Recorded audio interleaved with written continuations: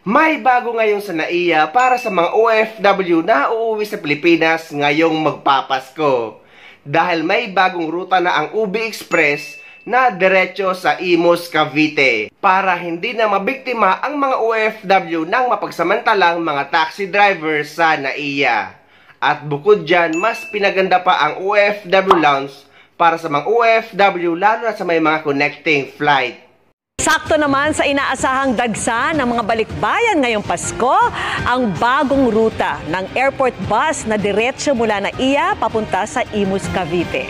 Pinaganda rin ang lounge para sa mga OFW at nakatutok si Marisol Abduraman.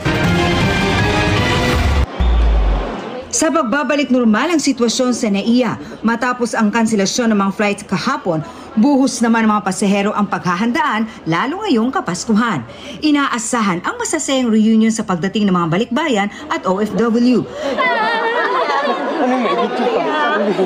Gaya ni Hayesha Lopez, na-delay man ang flight mula Dubai kaya kailangang i-rebook ang ticket pa Davao City, may lounge ang pwedeng tambayan na laan para sa mga OFW. Parang first time namin naka-encounter ng ganito.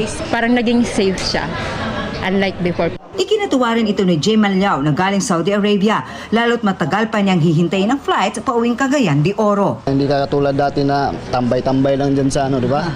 Dito may mapapahingahan ka ng tama, yung malamig pa.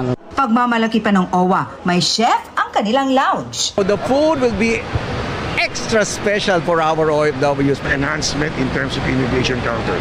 That is part of the plan. Sa mga papuntang Cavite, dagdag regalo pa sa mga OFW ang diretsong biyahe ng airport bus papunta sa lungsod ng Imus. Isa lamang ito sa mga bus na bibiyahe mula rito sa NAIA Terminal 3 papuntang Imus, Cavite. Kung titingnan, hindi ito tulad sa mga ordinaryong bus dahil ito yung mga bus na ginagamit sa mga paliparan na naghahatid sa mga pasahero papunta na mismo sa mga eroplano. Namomonitor po yung bus through online.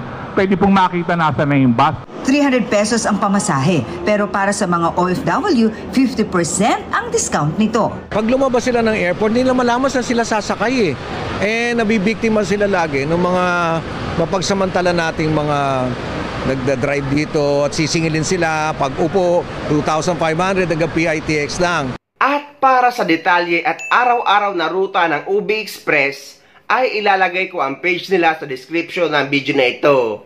Bisitahin nyo yun guys para makatipid kayo at para makiiwas kayo sa mga mapagsamantalang mga taxi drivers sa NAIA. At ang kagandahan dito sa UB Express ay may discount na 50% ang mga OFW.